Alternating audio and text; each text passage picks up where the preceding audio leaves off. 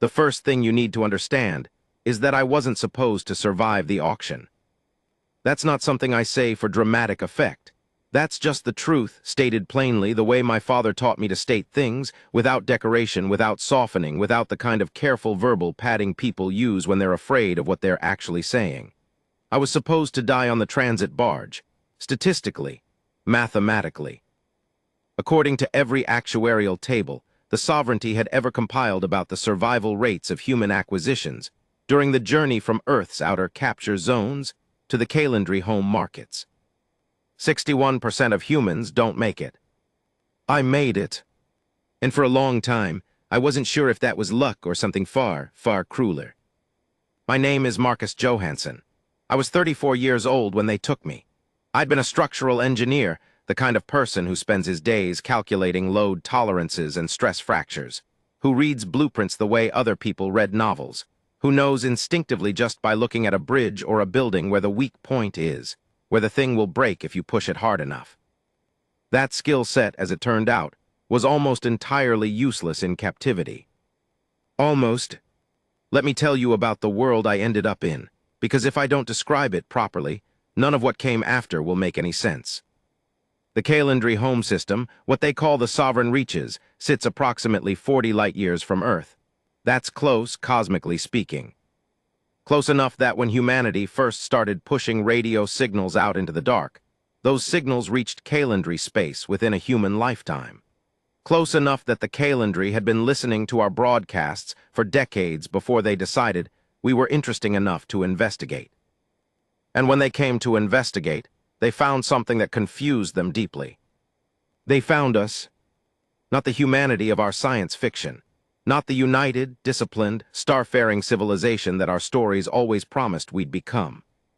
They found us as we actually were, fractured, tribal, brilliant in isolated pockets, catastrophically disorganized at scale, simultaneously capable of composing symphonies and starting genocides, of building cathedrals and burning cities, of loving with a ferocity that made Calendry sociologists genuinely puzzled, and hating with an intensity that made Calendry military analysts genuinely nervous. They found us interesting the way a naturalist finds a strange insect interesting. They took some of us to study. That's the polite version. The Calendry are tall. That's the first thing you notice, before anything else, before the bioluminescent stripe that runs from their jaw to their collarbone, before the second set of eyelids that flicker horizontally across their eyes like a camera shutter, before the way their hands have 5 fingers arranged in a slightly different configuration than ours, 2 on one side and 3 on the other, so that when they grip something it looks wrong in a way that takes your brain a second to process. They're tall, 7 feet on average. Some of the Imperial Guard units run closer to 8. And they're beautiful, which I say as a purely objective observation, the way you might observe that a thunderstorm is beautiful even when it's destroying your house. The Calendry have a quality to their features, a symmetry, a precision, that registers as attractive to human eyes even though the underlying biology is completely alien. I spent months trying to figure out why humans consistently found them aesthetically compelling despite the wrongness, and eventually I decided it was probably the bioluminescence. That soft blue-white glow along the jaw. Something in human neurology responds to light the way moths do, even when the light is attached to something that owns you. The collar they gave me was silver. Not real silver, some Calendry alloy that looked silver and felt lighter than it should have, given what it could do. It sat against my throat like a piece of jewelry, which I think was intentional. The sovereignty was very careful about aesthetics. They didn't want their human acquisitions looking like prisoners. They wanted them looking like accessories. The collar had 3 functions. The first was tracking. Wherever I went within the sovereign estate, whatever room I entered, whatever corridor I walked down, the collar logged it. There was a small crystalline node on the left side. I could feel it when I turned my head sharply, and that node communicated constantly with the estate's central monitoring grid. The second was compliance. If I went somewhere I wasn't supposed to go, or stayed somewhere past a certain time, or moved faster than a prescribed walking pace in certain zones, the collar delivered a correction. That's the word they used, correction. As if I were a mathematical error being fixed, rather than a human being hurt. The third function I didn't discover until much later. I arrived at the estate of Empress Vale Sorindra in what I would later learn was the third month of the calendar year, a time they called the Pale Season, when the system's secondary star drifted to a position that washed everything in a slightly cooler, whiter light. The estate sat on a plateau above the capital city of Kalindra Prime, and from certain windows you could see the city spread below like a circuit board, all geometric precision, towers of that same silver-adjacent alloy, bridges spanning distances that would have required months to engineer back on Earth, everything lit from within by bioluminescent plants that the Kalendri cultivated the way we cultivated grass. It was gorgeous. It was the most beautiful prison I'd ever seen. There were 11 other humans in the estate when I arrived. I met them on my second day in the lower service corridors, a narrow, lower-ceilinged section of the building clearly designed for smaller bodies, which I later realized was the Kalendri way of being thoughtful about their human staff without actually treating them as equals. Give them spaces where they fit. Let them feel comfortable in the margins. Kira was the one who found me first. She was from outside Sao Paulo, Brazilian, mid-20s, and she'd been at the estate for almost 2 years. She found me standing in a corridor looking at a wall panel I didn't understand, and she walked up and said in Portuguese-accented English, "Don't touch that. It monitors skin conductivity. If it reads stress, the supervisors get notified." I took my hand away from the wall. "Marcus," I said. "Kira," she said, "welcome to the Pale House, try not to die. I want to tell you something about Empress Vale Sorindra, because she is, I have to be honest about this, she is the axis around which everything else in this story rotates. She's the reason any of it happened, not because she was unusually cruel by Kalendri standards. That's the thing that took me the longest to understand, and that understanding, when it finally arrived, was almost worse than anything she actually did to me. She wasn't exceptionally cruel. She was ordinary. Vale Sorindra was third-tier imperial lineage, not close enough to the sovereignty's throne to have real political power, but close enough that her estate was lavish, her household was large, and her status was high enough that no one questioned her decisions about her acquisitions. She was what you might call, in human terms, minor aristocracy. The kind of person born into a world so structured around hierarchy that she had never once, in her entire life, been required to genuinely consider the interior experience of anyone below her social station. She wasn't a monster. She was something more dangerous than a monster. She was a person who had simply never been taught to look. My function in the estate was listed in the household register as structural assessment. When the estate's Kalendri engineers had identified that the north-facing gallery, a long, vaulted space filled with the Empress's collection of interspecies art objects, had developed subtle subsidence issues in 3 of its load-bearing arches, someone in the household had done research and discovered that human structural engineers had a particular aptitude for this specific kind of problem. Earth buildings, after all, were built under higher gravity than most inhabited worlds.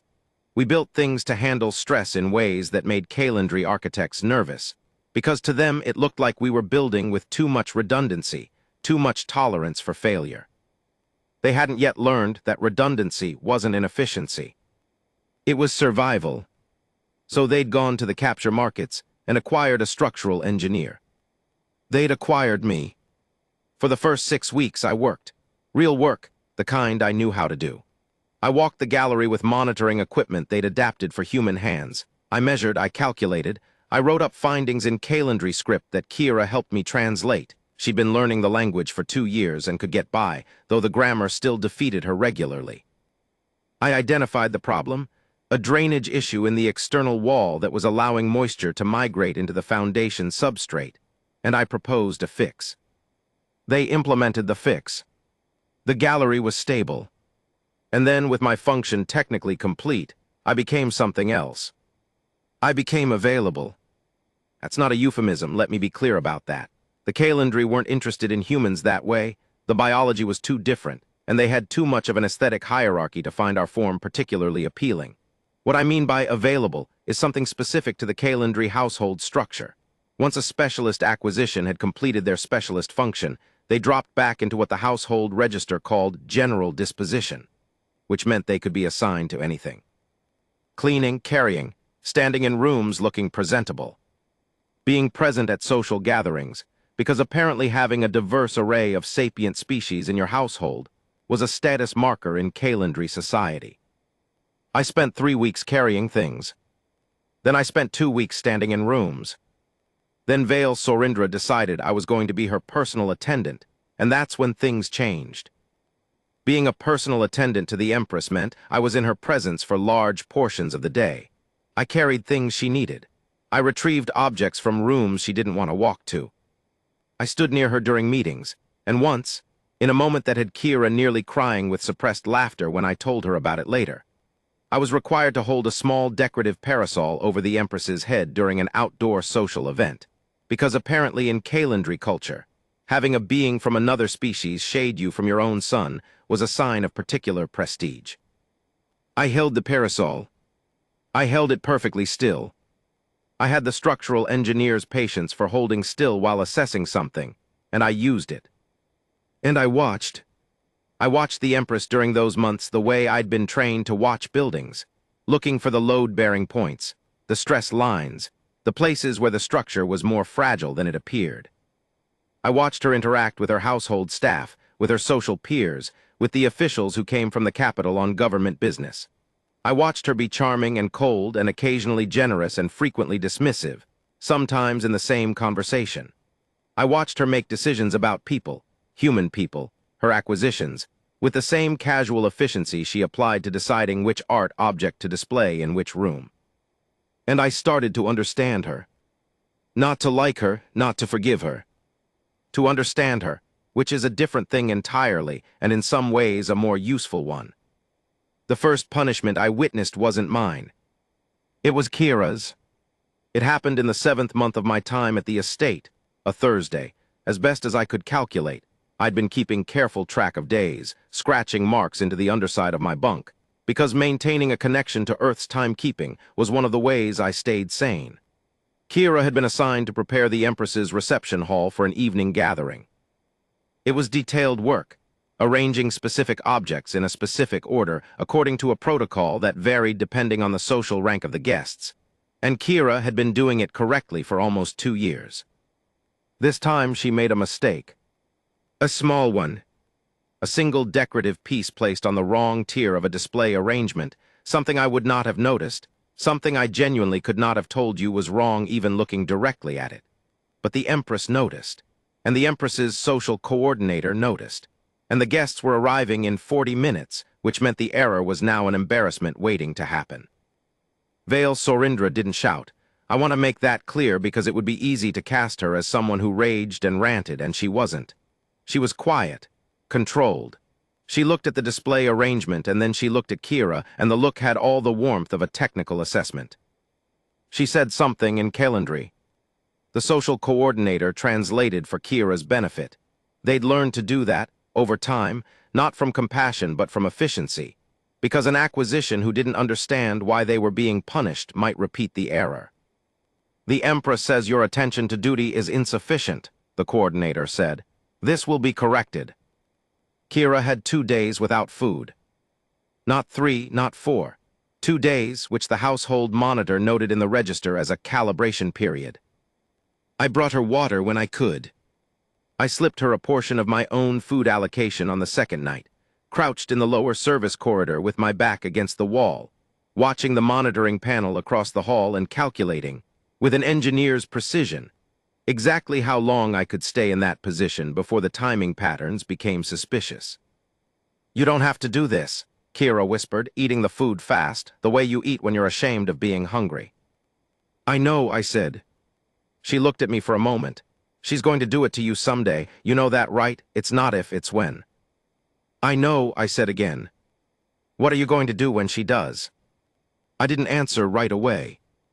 I sat there in that narrow corridor with its lower ceiling and its soft bioluminescent strip lighting, listening to the distant sound of the Empresses gathering echoing down through the estate's ventilation system, the alien music, the alien conversation, the sounds of a social world that had no use for us except as objects.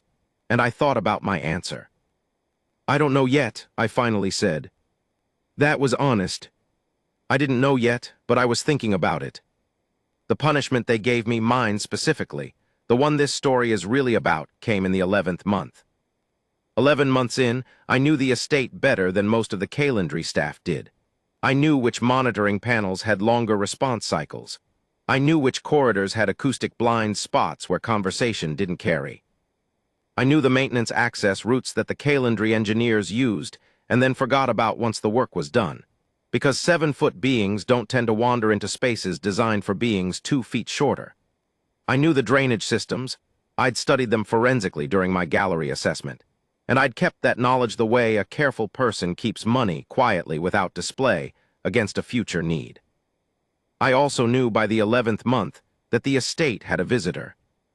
His name in the calendry register was rendered as something that sounded approximately like Velrath Sauron, which was a calendry phonetic approximation of a name from another species entirely. He was Drekai. I'd never encountered the Drekai before. Most humans hadn't. They'd only recently established formal diplomatic contact with the sovereignty, and their reputation in calendry society was a complicated one.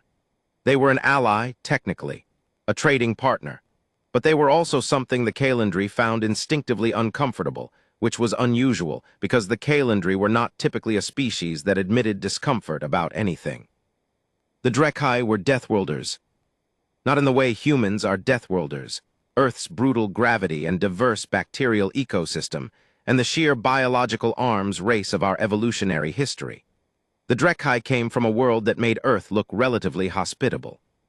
A planet with 3 times Earth's gravity, electromagnetic storms that could flatten unshielded structures, and a biological history so violent that the species' entire physiological evolution could be read as an extended war against the environment. They were shorter than the calendry, significantly, built wide rather than tall, with a density that made you revise your initial size estimate upward almost immediately. Their skin was a deep gray-brown and had a quality to it that I can only describe as armored, not literally scaled, but with a cellular density that registered differently to the eye, something that said, without saying it, this is not a body that was designed to be fragile. Velrath Sauron was at the estate as a trade representative. He was present during 3 days of negotiations over mineral rights in a contested asteroid belt. He ate with the Empress's household and attended her social gatherings, and he watched everything in that patient, stone-faced way the Drekai apparently watched everything, like a person who has spent their entire life on a planet that will kill you if you stop paying attention, and hasn't quite been able to turn that habit off just because they're somewhere safe. I noticed him noticing the humans in the household. I noticed it because it was different from how everyone else noticed us, or rather, how everyone else didn't notice us. To most of the calendry guests, we were furniture, present, functional, aesthetically integrated into the estate's design. Velrath Sauron watched us the way a person watches another person. He tracked our movements. He registered our expressions. He noticed, I think, things that the calendry couldn't see simply because they hadn't learned to look for them because you can't perceive as significant what you've categorized as background. He and I made eye contact once in the 3rd day of his visit in the main reception corridor. I was carrying a tray of items for a morning meeting. He was walking in the opposite direction, alone, moving with that particular Drekai gait that looked slightly slow until you realized it was slow because each step was carrying an enormous amount of controlled mass. He looked at me. Not through me. At me. And I saw something in his expression that I hadn't seen on an alien face in 11 months. He saw me back. The punishment came 2 days after he left. I don't know, even now, exactly what triggered it. I've reconstructed it as best I can, and I have theories. The most likely being that one of the monitoring panels had registered my conversation with Kira during the food incident, and the report had made its way to the household supervisor's attention at exactly the moment the Empress was in the mood to make an example. Timing, in other words. The kind of timing that isn't really about you at all. You're just the object that happens to be in front of the Force when it needs somewhere to go. The household supervisor found me in the lower corridor at what I calculated was early afternoon. "You are required in the upper hall," he said. In the calendry formulation, that's technically a statement but functions as an order. The upper hall was where formal household business was conducted. I'd been there twice before, once when I was first processed into the estate's register, and once when I presented my gallery assessment findings. Both times it had been businesslike, efficient, Calendry in the way that calendry things were calendry, precise, hierarchical, beautiful in a cold way. This time it was different. The Empress was present, which wasn't unusual for formal occasions. The household supervisor was present. 3 of the household's senior staff were arranged along the far wall, and there were 2 members of the estate's security detail at the door, tall, their posture carrying that particular quality of readiness that security personnel have in every species, the quality that says I am not decorative. I understood immediately what kind of occasion this was. I kept my face neutral. This was something I'd practiced. I'd noticed early on that calendry were not always adept at reading human facial expressions, but that they were quite good at reading human body language, probably because body language is one of those fundamental communication systems that crosses species lines more reliably than facial expression does. So I'd learned to keep my body language controlled while letting my face do whatever it needed to do, because my face, at least, was harder for them to read accurately. I stood in the upper hall and I waited. The supervisor translated the Empress's words into the approximate calendry English hybrid that served as the household's communication language for addressing human staff. The charge was conduct contrary to household order, specifically providing sustenance to a disciplined acquisition without authorization, what I had done for Kira. I didn't deny it. There was no point. The monitoring panel had clearly logged it. "Do you have an account of your conduct to offer?" the supervisor asked. This was pro forma, the calendry version of due process, a formulaic offer to speak, almost never intended to actually change the outcome. "She was hungry," I said. The supervisor translated. The Empress listened. Something moved across her face, not anger exactly, more like the expression of a person who has just been given an answer that confirmed what they already thought.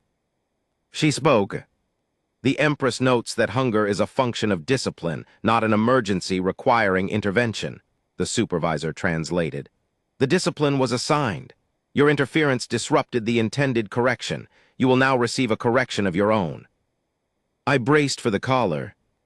That was the usual mechanism, the compliance function, a duration and intensity calibrated to the severity of the infraction.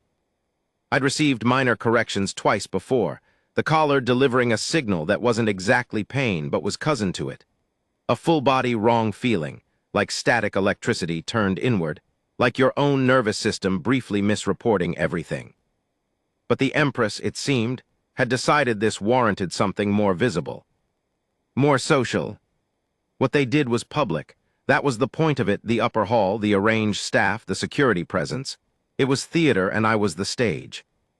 They activated the collar at a level I hadn't experienced before.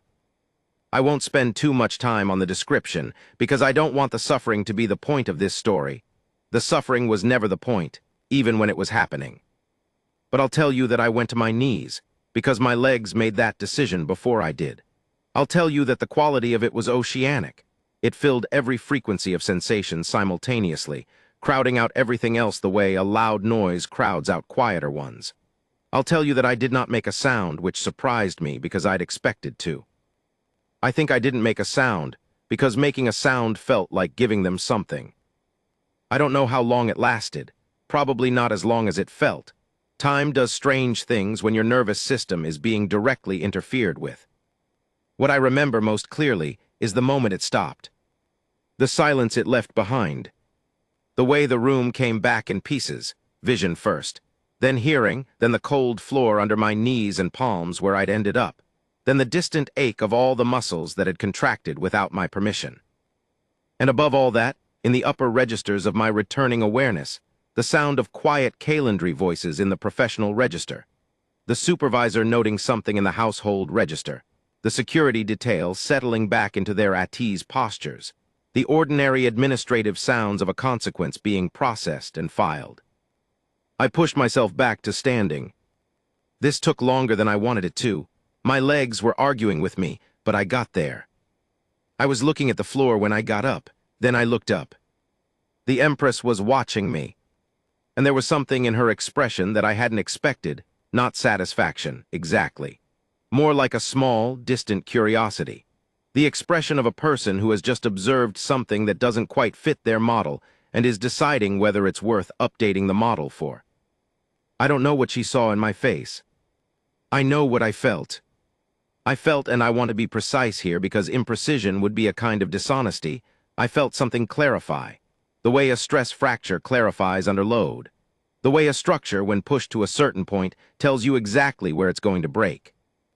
I knew in that moment where I was going to break.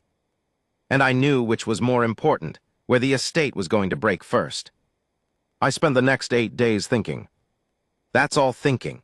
Doing my work, doing it correctly, doing it without any observable change in my behavior, because I'd understood by then that observable behavioral change after a punishment was itself a kind of information the calendry used to calibrate future discipline. If you became more compliant after a punishment, they learned the appropriate dosage. If you became more rebellious, they learned to increase it. If you appeared unchanged, they had nothing to update. So I appeared unchanged. And I thought about the drainage system I'd mapped during the gallery assessment. I thought about the 3 maintenance access routes that ran through the estate's foundation level. I thought about the monitoring panel cycles I'd memorized, specifically the 6-minute window in the early morning hours when the overnight cycle reset and the panels went through their diagnostic sequence, during which their sensitivity was reduced. I thought about the collar's 3rd function, the one I'd discovered by accident 3 months earlier, when I'd been working in the foundation level near one of the old drainage junctions and had noticed, on the readout of the engineering tool I'd been using, an anomalous signal. The collar's crystal node was communicating not just with the estate's grid, but with a secondary signal, a broadcast, very low power that went somewhere else entirely. I thought about what I'd done with that information. I thought about the eye contact in the corridor. I thought about what it means when a being from a world that will kill you, a world that has been trying to kill your species for its entire evolutionary history, looks at you and sees a person. Velrath Sauron came back on the 14th day. Not as a trade representative this time. He was alone, arriving in a personal transport that the estate's dock logs noted as unscheduled. He requested a meeting with the Empress, which the household supervisor logged as informal diplomatic courtesy. He was given a guest suite and access to the estate's public spaces. I don't know if he came back because of what I'd done. I don't know how to know that. I can tell you what I did. I built a signal, using the anomalous broadcast frequency I'd discovered, using the simplest engineering tool available to me, modified in ways that were well within the technical reach of a structural engineer who'd spent 11 months mapping every system in an alien estate. I built a signal and I broadcast it on that frequency for 4 days during the monitoring panel's diagnostic window, and I encoded it in the only pattern I was sure would be intelligible across species lines: mathematical, specific, unmistakable. Prime numbers. The oldest signal, the simplest proof that someone is thinking. I don't know if he received it. I don't know if he understood it. I don't know if his arrival 14 days later was connected to my broadcast or was pure coincidence. But I've spent a long time thinking about coincidence since then, and I've come to believe that it operates on a narrower margin than people like to think. Here is what I know happened because I was there. Velrath Sauron spent his first evening at the estate attending a small social gathering. 12 guests, Empress Sorindra at the head of the arrangement, the gentle alien music and the bioluminescent garden views and the whole carefully constructed machinery of calendry hospitality running smoothly in the background. I was present as attendant, carrying things, holding things, being available. He and I were in the same room for 2 hours. He didn't look at me once, which was notable because I'd remembered him as someone who looked at things. The absence of a look from someone who consistently looked is its own kind of communication. The second day, I was assigned to the lower service corridor for most of the morning. I was reviewing a minor repair assessment. There was a ventilation housing in the east wing that had developed a harmonic resonance, and the household supervisor wanted my recommendation when I heard steps in the corridor. Not calendry steps. The weight distribution was different, heavier but lower to the ground, the footfall of something with a lower center of gravity and significantly more mass per unit of height. I didn't look up from my work. Prime numbers, said a voice. Low, accented in a way that had nothing to do with any human language. the accent of something that had learned this tongue as its third or fourth language, and hadn't fully smoothed out the corners yet. I looked up. Velrath Sauron stood at the corridor entrance. His head was slightly lower than usual.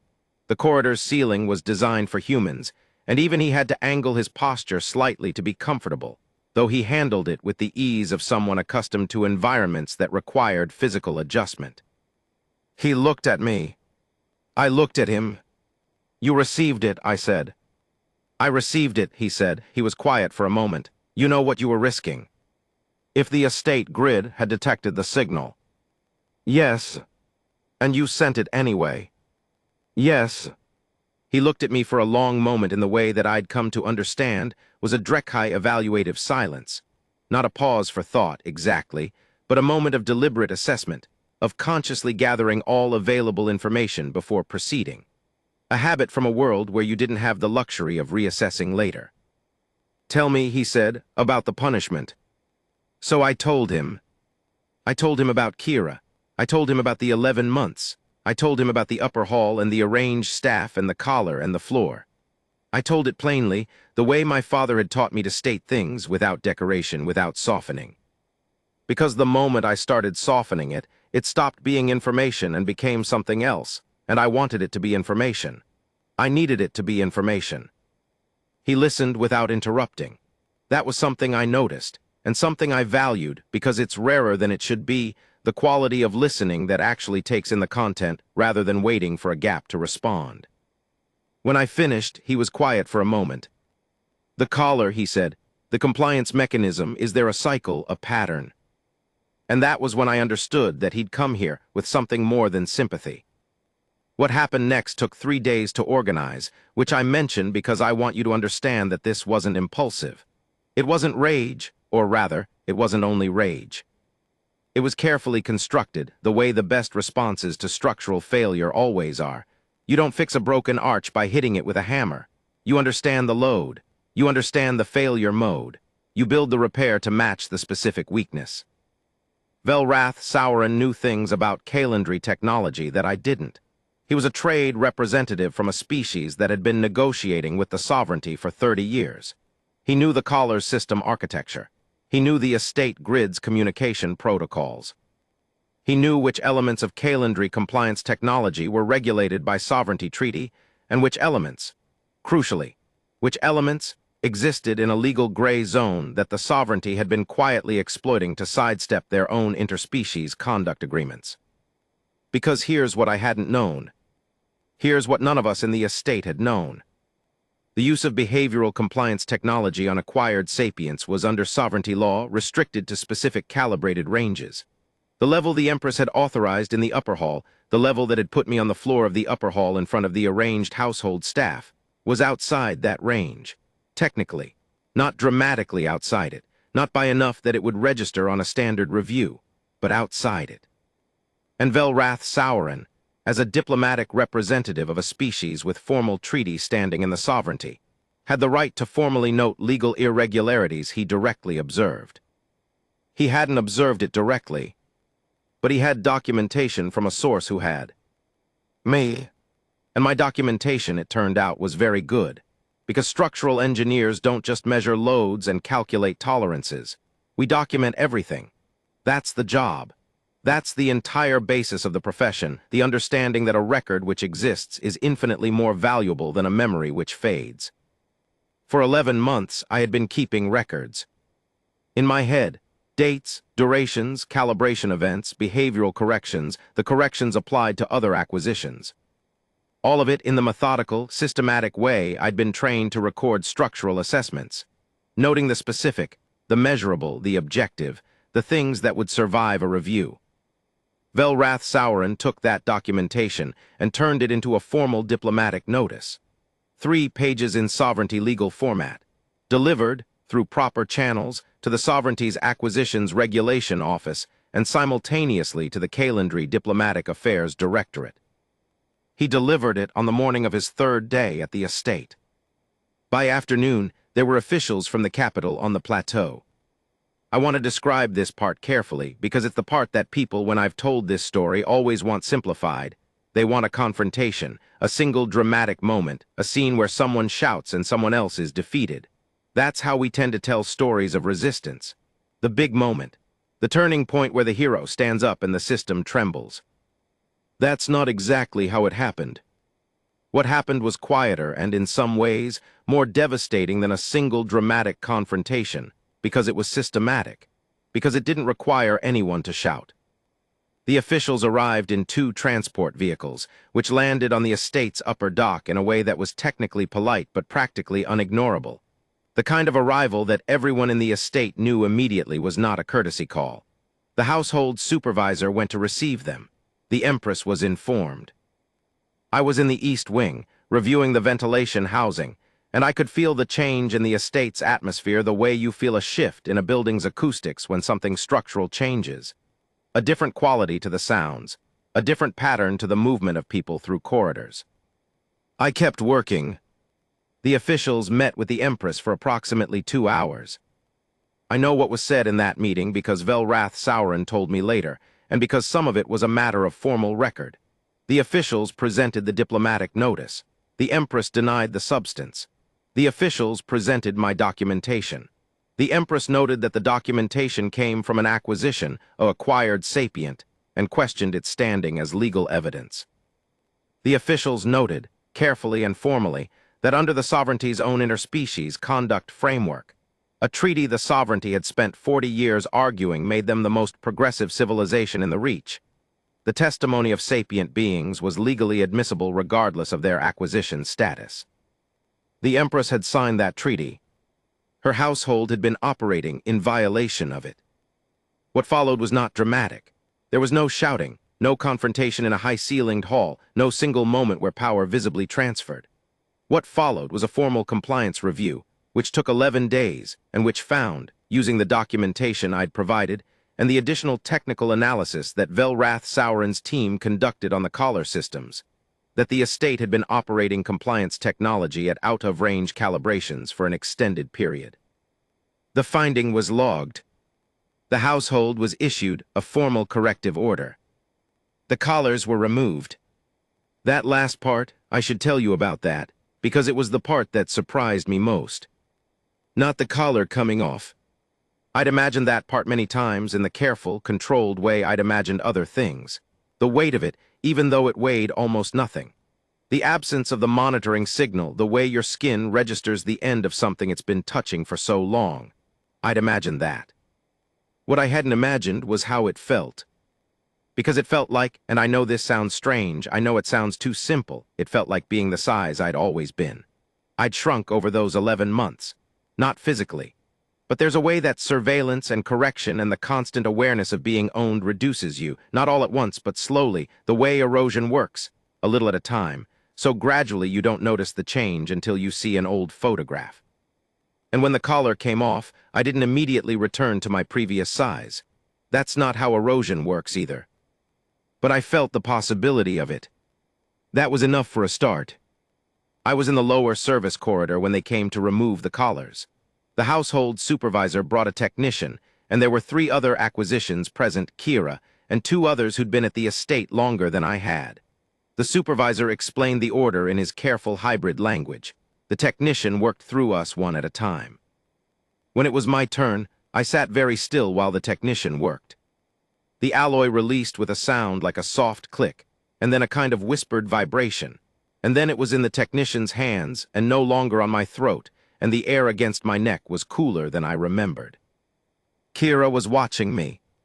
"How does it feel?" she asked, in Portuguese-accented English, which the Calendry staff didn't understand. I thought about it seriously. The engineer's reflex, don't answer before you've accurately assessed. "Like a building after a load is removed," I said. "You can hear it settling." She nodded slowly. "Yeah," she said. "Yeah, that's about right." Here's the part of this story that's hardest to tell cleanly, because it doesn't resolve in the way stories are supposed to. We weren't freed. I want to be honest about that. The compliance review found a violation and issued a corrective order, and the collars were removed, and the Empress's household was placed under an acquisition oversight protocol that required formal reporting on the status and treatment of her human staff. But the acquisition itself, the underlying legal structure that allowed for the ownership of sapient beings as household property, that was not touched. That was, as far as the sovereignty was concerned, operating within its parameters. We were technically still owned, but we were owned differently. We were owned by a household that was now being watched, that now had formal documentation of a compliance violation on record, that now had a diplomatic flag from a treaty partner species sitting in its regulatory file.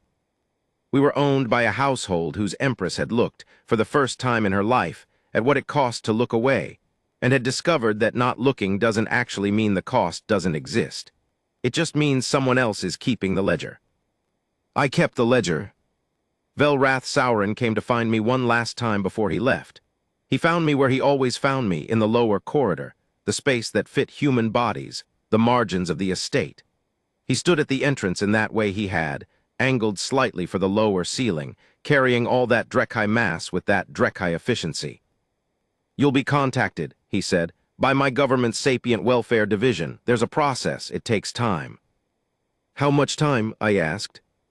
"Long," he said honestly, "too long." "But it moves." I nodded. "Why?" I asked. And I meant, why this? Why come back? Why take the documentation and turn it into a formal diplomatic notice and put your government standing behind the testimony of an acquired human whose collar had just been legally removed? He was quiet for a moment with that Drekkai quiet. "My world," he said finally, "spent 2,000 years being managed by a civilization that thought it understood our needs better than we did. They didn't use collars. They used economics. The mechanism is different. The structure is identical." He looked at me the way he'd looked at me in that corridor 11 months ago. At me, not through me. "We remember what it feels like," he said, "when someone finally looks." I am writing this 8 months after the compliance review. I am still in the estate because the process is long and the sovereignty's bureaucracy is what it is, and because too long turns out to mean something more like 2 years than 2 months. But I am writing this, which is itself a kind of answer. The monitoring panels are still in the corridors. The estate is still beautiful in its cold, precise way. The Empress still makes her decisions with that smooth, hierarchical efficiency, and occasionally I still see in her expression the look of a person deciding how much the interior experience of the beings around her matters. But something has changed, small things. The way the household supervisor now translates for the human staff without being asked, because it's in the oversight protocol. The way the Empress's social coordinator stopped using the term acquisition in household address and started using names, because someone in the Diplomatic Affairs Directorate had flagged the language as a potential compliance issue. The way Kira, 3 months ago, was assigned to a task that matched her actual skills. She had a background in linguistics, had been wasted on decorative arrangement, and has since been doing work that matters, work that engages the parts of her that aren't about carrying things.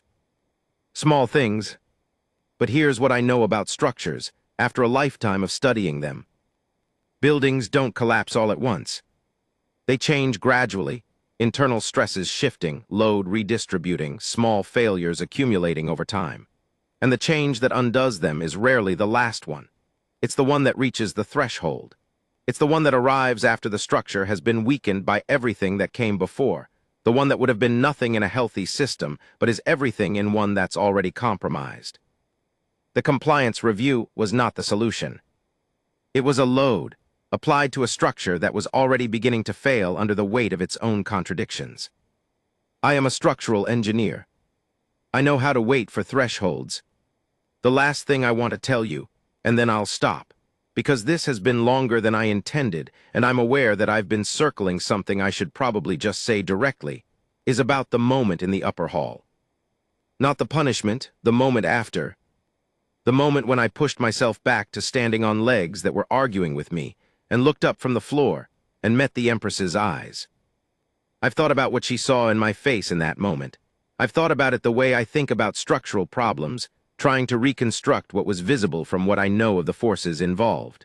She saw something that gave her pause, something that didn't fit her model, something she found worth noting. I think what she saw was this.